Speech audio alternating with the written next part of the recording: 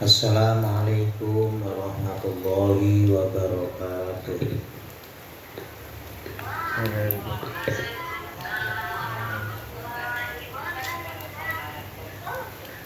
Ila mu'allif al-fatihah. A'udzubillahi minasyaitonirrajim. Bismillahirrahmanirrahim. Alhamdulillahi rabbil alamin arrahmanirrahim maliki yaumiddin. Iyyaka na'budu wa iyyaka nasta'in ihdinas siratal mustaqim siratal ladzina an'amta 'alaihim ghairil maghdubi 'alaihim waladdallin. Amin. Bismillahirrahmanirrahim. Qul ja'al haqq wa zahaqal batil innal batila kana zahuqa.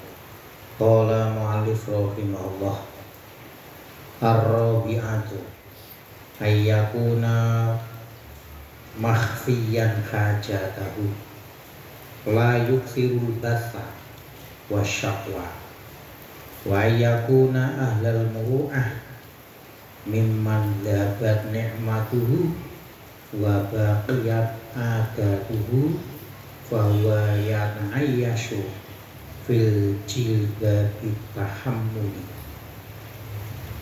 Hadirin jamaah Darus Syafa'ah rahimakumullah. Kemarin yang nomor 7, hendaknya orang yang memberi zakat, muzaki atau orang yang bersodakoh mutasodik, agar supaya memberikan sodakoh atau zakat itu tepat sasaran, maksudnya itu sangat bermanfaat sekali. Yang pertama adalah hendaknya mencari orang yang takwa. Yang kedua, kalau bisa adalah orang yang ahli ilmi, orang fakir tapi ahli ilmi, orang miskin tapi ahli ilmi. Kemudian yang nomor 3, hendaknya benar-benar takwanya dan benar-benar ilmunya. Jadi pandikan punya ilmu, itu ilmunya itu adalah benar-benar dipakai bukan hanya untuk sebagai hiasan mencari keuntungan duniawi. Nah, yang nomor 4, hendaknya orang yang diberi sodakoh atau orang yang diberi zakat itu hendaknya tidak memperlihatkan kebutuhannya. Jadi orang tidak banyak mengeluh, orang tidak banyak memperlihatkan kalau dia itu kekurangan, kalau dia itu butuh untuk diberi zakat atau diberi sedekah. Ini kalau bisa. Jadi carilah orang yang benar-benar tidak memamerkan, tidak memperlihatkan bahwa dia itu adalah sedang butuh sesuatu. Dan hendaknya orang yang diberi ini adalah orang yang menjaga muruahnya, menjaga harga dirinya. Maksudnya menjaga muruah atau harga diri, dia ini tidak mudah sekali minta bantuan. Jadi kalau bisa tuh dia tuh memperlihatkan seakan-akan dia itu mampu. Nah, ini orang seperti ini adalah agar supaya tepat sasaran apa yang kita berikan, itu kita cari orang yang bisa menjaga muruah. Ya, jadi apa itu namanya, nikmat, kalau mendapatkan nikmat itu mudah hilang. Maksudnya udah hilang itu apa? Kalau mudah diberikan kembali kepada orang lain, dan dia itu andikan mencari rizki, mencari kebutuhan untuk kecukupan hidup itu fi jilbabita. Dia itu tidak memperlihatkan sesungguhnya ini orang ini kerjanya apa. Kerjanya apakah jualan, kerjanya itu apakah pegawai kantoran, kerjanya itu apakah petani. Ini tahammul itu tidak diperlihatkan oleh orang lain. Nah, ini semacam ini adalah orang yang sebenarnya andikan kita memberi zakat atau sedekah ini tepat sasaran. Nah, ketika ada orang itu punya kecukupan tapi pekerjaannya itu tidak diperlihatkan kepada orang lain, ini Allah berfirman, yahsabuhumul jahilu akhniya aminat ta'afufi ta'rifuhum simahum la yas'alunan nasa ilhafa. Ini surat Al-Baqarah ayat 273. Surat Al-Baqarah 273. Yang artinya yahsabuhum. Jadi orang-orang bodoh menganggap orang fakir ini adalah kaya. Maksudnya dianggap kaya itu apa? Karena dia itu menutupi kefakirannya itu agar supaya seakan-akan itu orang lain, orang yang fakir itu tidak tahu bahwa dia ini sebenarnya itu adalah fakir. Mengapa dianggapnya orang fakir itu dianggap orang kaya? Minat ta'afufi, karena dia itu menjaga harga dirinya, tidak meminta-minta. Ta'rifuhum bisimahum. Kalian semuanya mengerti orang-orang fakir ini yaitu dengan tanda-tandanya. Tanda-tandanya itu apa? La yas'aluna nasa ilhafa. Orang fakir yang bisa menjaga harga dirinya sehingga dia orang fakir ini dianggap oleh orang dianggap orang kaya. Karena apa? Karena tanda-tandanya dia itu tidak meminta-minta kepada orang lain dengan ilhafan, itu artinya memaksa. Ilhafan itu maknanya itu memaksa. Ya, mereka tidak bisa meminta kepada orang lain dengan memaksa. Dalam arti memaksa itu ngeyel kalau bahasa Jawa. Nah, orang fakir yang model beginilah yang sepatutnya kita apresiasi, kita berikan sedekah atau zakat kita. Aila yulhiku yalhaquna fis-su'ali li'annahum arniya'u yaqinihim a'izzatun bisobrihim.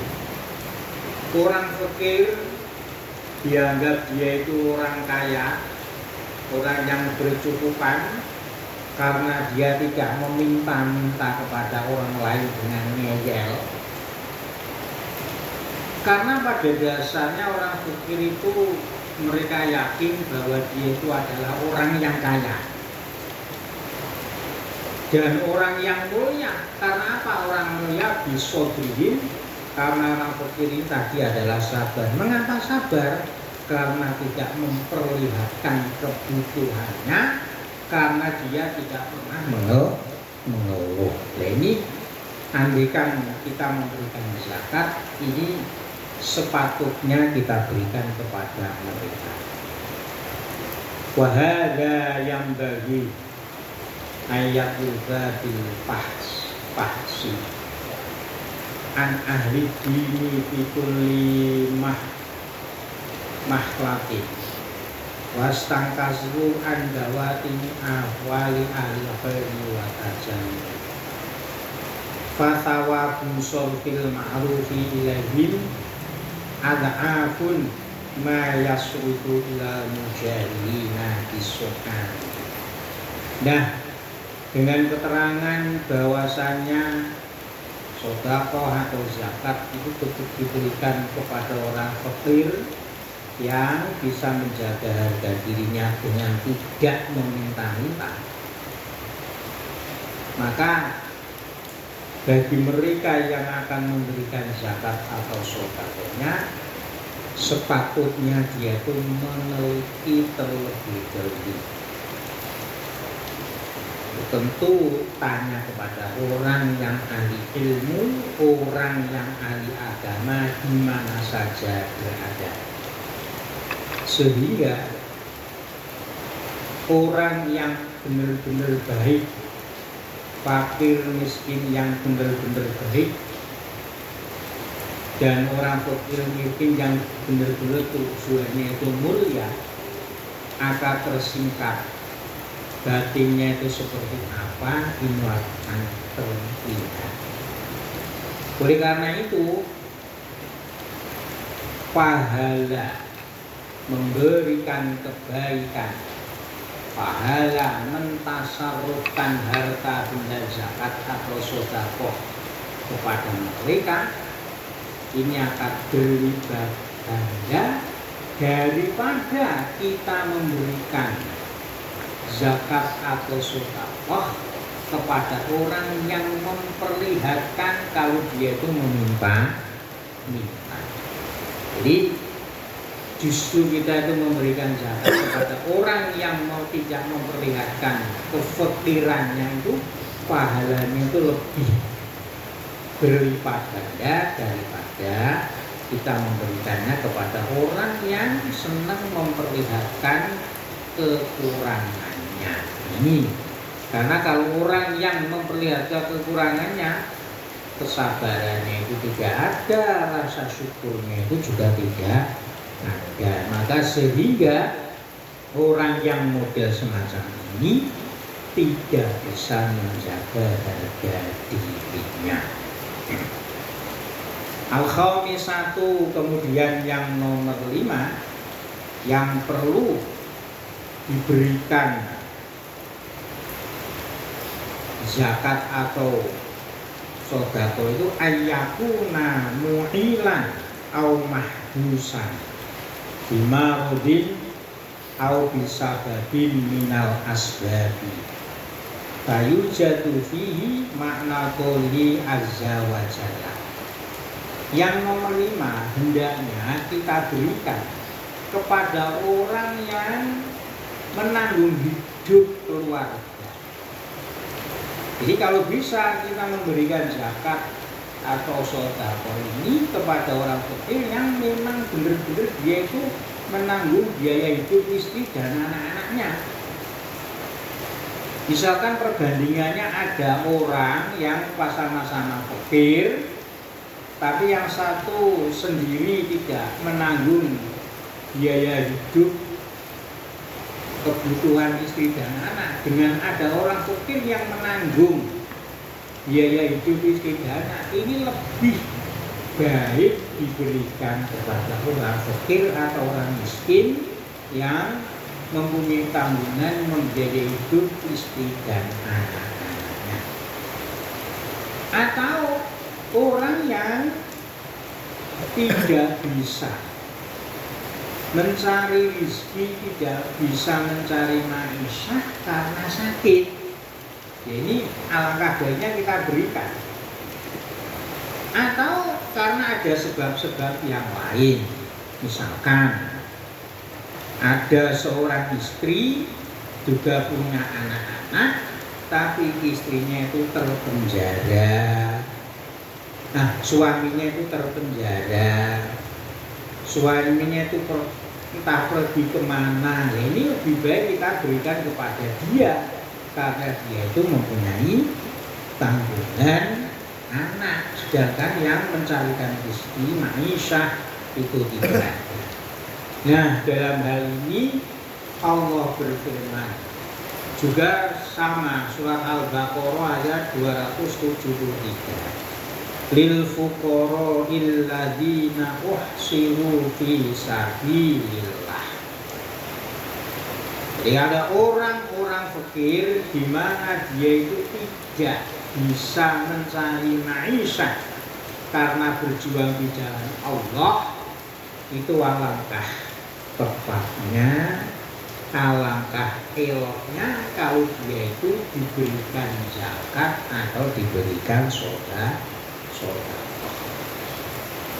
Jadi maksudnya uhsiru itu adalah karena dia benar-benar memperjuangkan agama Allah, sehingga dia itu kesempatan untuk mencari maisha hubisu bi'ilatin au baiti maishatin au islahi qalbin.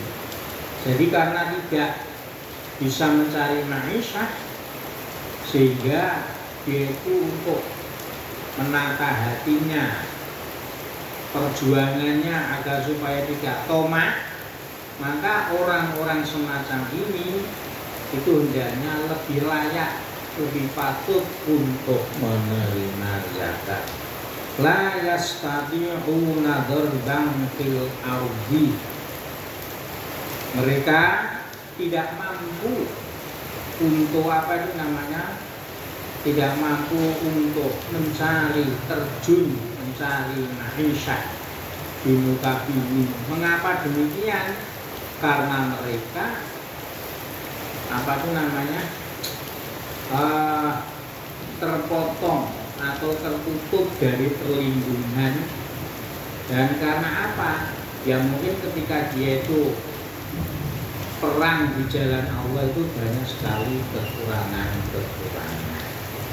Sehingga mungkin ketika perang dulu kakinya itu terpotong oleh musuh, tangannya terpotong oleh musuh, sehingga dia punya keluarga, kembali ke keluarga, tidak bisa bekerja semaksimal mungkin. Nah, orang yang demikian ini layak patut sekali untuk diberikan zakat.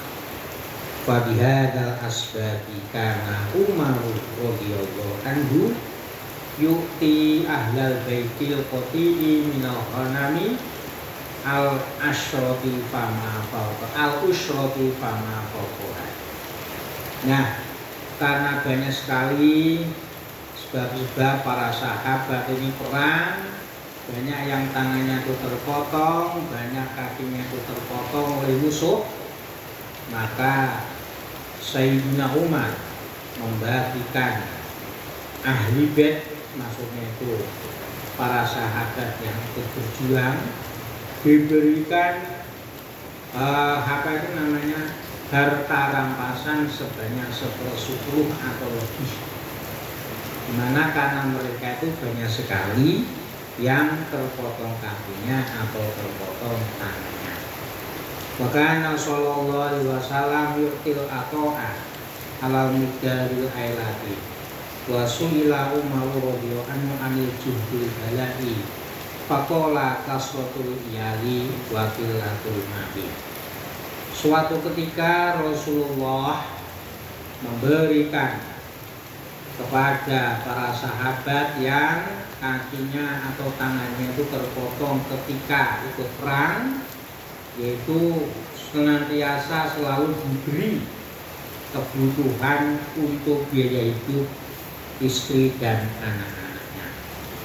Nah, suatu ketika Sayyidina Umar ini ditanya tentang cobaan apa yang paling berat.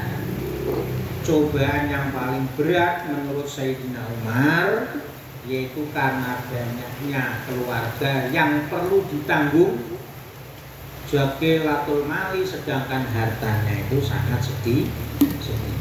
Nah, oleh karena itu cobaan yang sangat berat ini justru orang-orang yang banyak kebutuhan, banyak keluarganya, tapi harta bendanya tidak mencukupi, ini layak untuk menerima zakat dan menerima sedekah. Asa di satu yang nomor 6 ayyakuna minal aqaribi wa dzawil arhami fatakunu sodakotun sodakotan wasilata rohimin wa fi silatir rohimi minas sawabi ma la yuhsa. Yang nomor 6, ketika kita memberikan zakat atau sodakoh itu hendaknya diberikan. Orang yang kita beri itu hendaknya diantaranya adalah kerabat. Jadi sodakoh tapi kerabat yang bukan tanggungan kita. Dalam arti tanggungan kita bukan yang mencukupi kebutuhan hidup, itu bukan kita. Pokoknya kerabat dekat atau jauh yang miskin itu lebih kita utamakan untuk diberi. Syaratnya yaitu kerabat yang tidak tanggungan kita dalam kebutuhan sehari-hari, atau ya pokoknya itu saudara, minal aqorib, kerabat atau saudara-saudara kita. Maka kalau ketika kita memberikan sedekah atau zakat kepada kerabat kita, maka bukan hanya cuma itu sedekah atau zakat, tapi ini juga termasuk tanda silaturahim, di mana ketika itu adalah sebagai bentuk silaturahim dengan kita memberi zakat atau sedekah, ada pahala yang besarnya itu tidak bisa dihitung.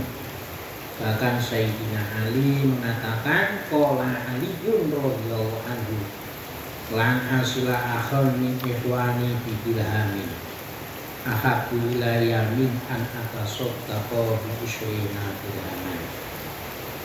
Sayyidina Ali mengatakan, andikan saya ini apa itu namanya sebagai bentuk silaturahim kepada saudara atau teman-teman kami dengan 1 dirham, 1 hadis pokoknya itu 1 keping uang dari emas, itu lebih saya senangi daripada saya sedekah 20 dirham, dimana itu saya berikan kepada orang lain. Jadi memberikan sedekah, memberikan zakat kepada kerabat itu lebih diutamakan. Tentu ya kerabat yang fakir atau kerabat yang miskin yang berhak menerima zakat. Wal asdiqo wa ikhwanul khairi aidon yuqaddimuna al-ma'arif. Nah, kalau ada apa itu namanya teman atau teman baik, teman dalam kebaikan, saudara dalam kebaikan, itu juga perlu didahulukan dibanding kenalan-kenalan yang biasa. Maksudnya ketika kita punya teman, ketika kita punya saudara biasa, dengan kita mempunyai teman yang baik atau saudara yang baik dalam arti kebaikan, punya teman selevel, mau diajak amar ma'ruf nahi munkar, mau diajak berjuang melestarikan agama Islam, dan kita punya teman yang komunitasnya itu komunitas biasa, teman ngopi, teman ngobrol, teman merokok, dan seterusnya. Itu ketika sama-sama mereka itu fakir atau miskin, maka ketika kita memberi zakat atau sedekah, maka kita dahulukan teman atau saudara dalam kebaikan. Kama yutaqaddamu al-aqariba al-ajanibi fal yuroi halidako itu fahadi sifat al-matlubah wa fi kulli sifatin darajatin bayam bali ayatul ba a'laha Fa'in wujida min jam'i jumlatin min hadis sifati wa ya al-dakhiratul kubra wal imani mabruhimah. Maka alangkah baiknya, alangkah layaknya ketika kita memberikan sedekah atau zakat, kita berikan kepada orang-orang yang punya sifat-sifat yang lebih baik, yaitu sebanyak 6. Nomor 1 adalah orang yang takwa, nomor 2 ahli ilmu, nomor 3 benar-benar dalam bertakwa, benar-benar berilmu. Kemudian yang nomor 4 adalah tidak memperlihatkan kefakirannya atau kemiskinannya.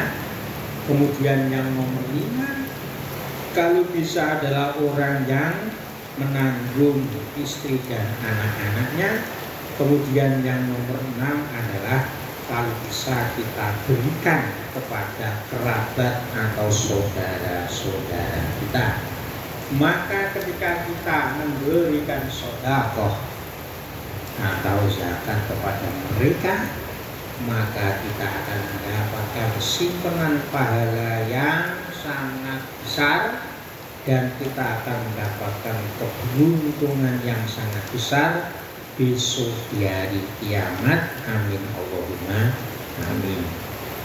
Ya minimal kita itu kan yang penting kalau tinjuannya hanya sebatas fikih, yang penting kita berikan kepada asnaf 8, yaitu innamas shadaqatu lil fuqara'i wal masakini wal 'amilina 'alaiha wal mu'allafati qulubuhum wa fir riqabi wal wal gharimina wa fi sabilillah wa ibnis sabil faridatan minallah wallahu alimun hakim.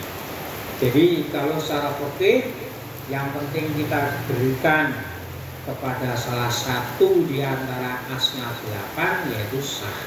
Tapi karena tinjuan kita adalah tasawuf agar supaya kita mendapatkan pahala yang lebih banyak, bukan hanya membangun secara finansial, tapi secara hati kita itu juga terjaga, yaitu orang-orang yang takwa, orang-orang yang ahli ilmu, orang-orang yang benar-benar jujur, dan kalau benar-benar itu adalah kerabat kita.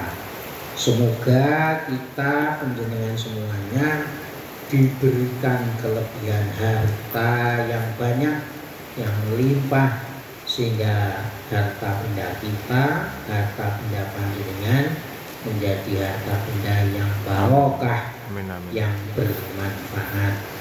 Semoga pagi ini dengan hujan yang cukup deras ini di Semarang ini sejak tadi pagi, kita semuanya mendapatkan limpahan rahmat dari Allah Subhanahu wa Ta'ala. Sekian, semoga bermanfaat. Al-Fatihah.